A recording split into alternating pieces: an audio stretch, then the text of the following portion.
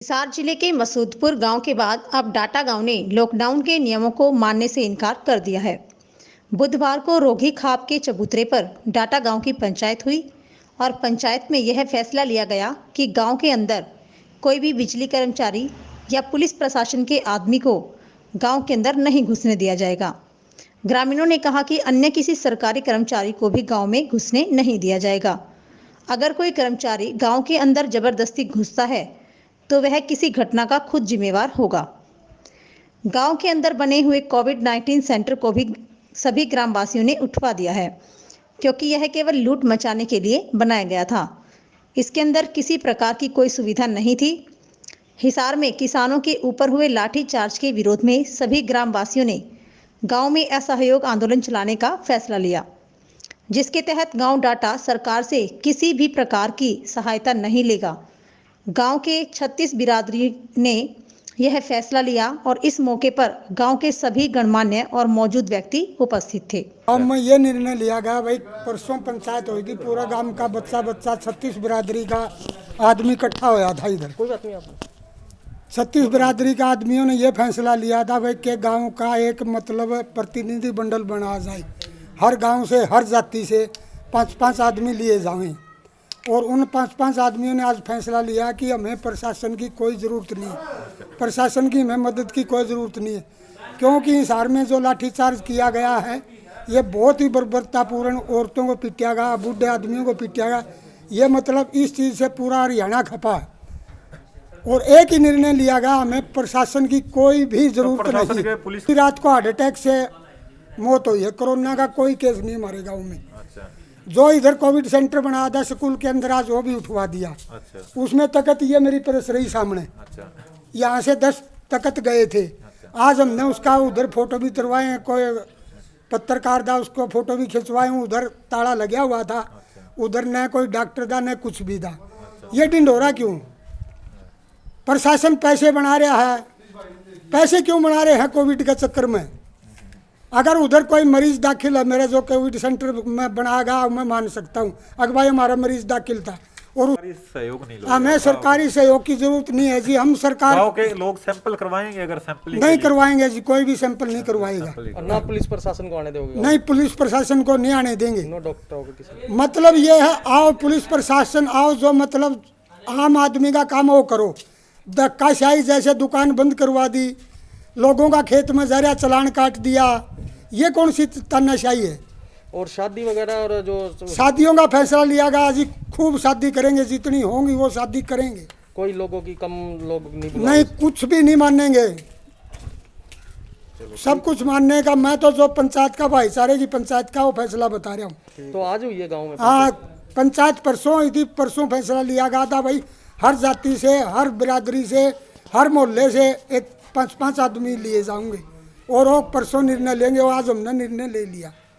गांव में आज 36 बिरादरी की पंचायत हुई है और उसमें ये फैसला लिया है कि गांव ऐसे योग आंदोलन चलाएगा। जो हिसार किसानों के ऊपर लाठीचार्ज किया गया है उसके विरोध में फैसला लिया गया। गांव में कोविड-19 का एक सेंटर बनाया गया था, जो एक पैसे लूटने के लिए या एक लूट मचाने के लिए ही बना रखा था। गांव की तकत थे, गांव की दरी थी, उसके अंदर ना तो कोई ऑक्सीजन सिलेंडर था, MBBS डॉक्टर नहीं था, केवल आशा वर्कर को लगा रखा था, जो कि एक हम कह सकते हैं कि मरीजों को मारने का स्थान बना रखा था। इससे बड़ी मैं कोई बात नहीं कह सकता, क्योंकि कोई बगैर सुविधा के कोविड सेंटर कैसे बनता है।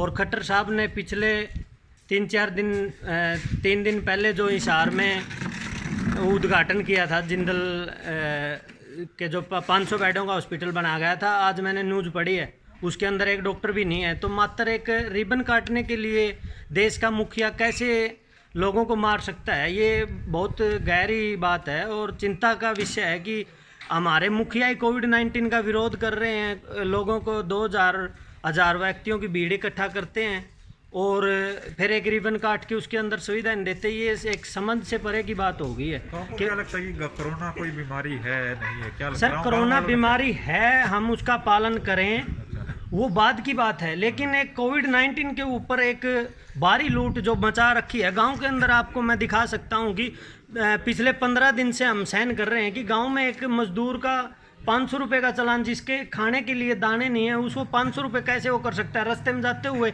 मैस, अगर कोई मैस को पानी पिलाने के लिए जा रहा है तो उसका भी चालान कर रहे हैं। पिछले 15 दिन से हम सहन कर रहे हैं। कुछ लोगों को मान लो अगर कोरोना या कोई बुखार होता है तो सरकारी सहायता लेंगे ग्रामीण, क्या करेंगे? सर हमने बता दिया, हम असहयोग आंदोलन चला रहे हैं और एक बेबस होके चला रहे हैं, क्योंकि हमने मरना तो है ही, तो हम क्यों ना हम खुद ही की मौत मर लें, किसी के बैग में पैक होके तो ना जाएं, ताकि घर वाले अंतिम संस्कार तो कर सके। सैंपलिंग वगैरह नहीं करवाने देंगे आप?